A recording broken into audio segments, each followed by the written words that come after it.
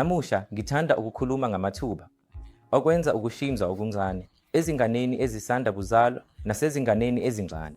Ukuhlinzwa ezinganeni, izikhathi ezingu-9 iningi lezinkinga zokuhlinzwa kwezingane ziwukwakha kabusha nokwelapha okuzonikeza izingane ikhwalithi yempilo engcono ngokutholakala kwemishini esezingeni eliphezulu yokuhlinzwa okufinyeleleka okuncane ngisho kwabasanda kuzalwa nezinsana ezikhungweni zokunakekela izingane ezikhungweni zemfundo ephakeme njengezethu kwenze ukunakekelwa kokuhlinzwa ezinganeni kwabasezingeni eliphezulu kakhulu kangangokuba ingane izohlinzwa kakhulu ezikhungweni ezinjengamanyikwe, ama-pantries, izinso ezincane, amashubhu aphuma ezinso, esinyeni somchamo, emaphashini, kanye nesikhala esiphakathi kwamaphaphu eyaziwa ngokuthi yi-mediastinum.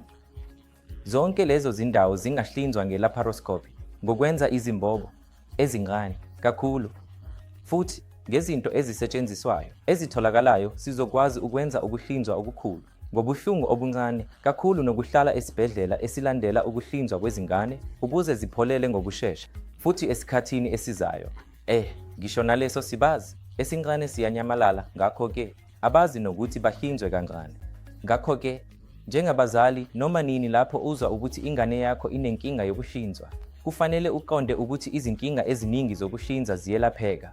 Ngakho-ke asikho isidingo sokungabaza ukuya kudokotela ohlinzayo futhi uqhubeke ulinde ukuthi leso sifo sibe khona. Dlulela esigabeni esilandelayo ukuze singalapheki noma singalapheki ngendlela engaphelele.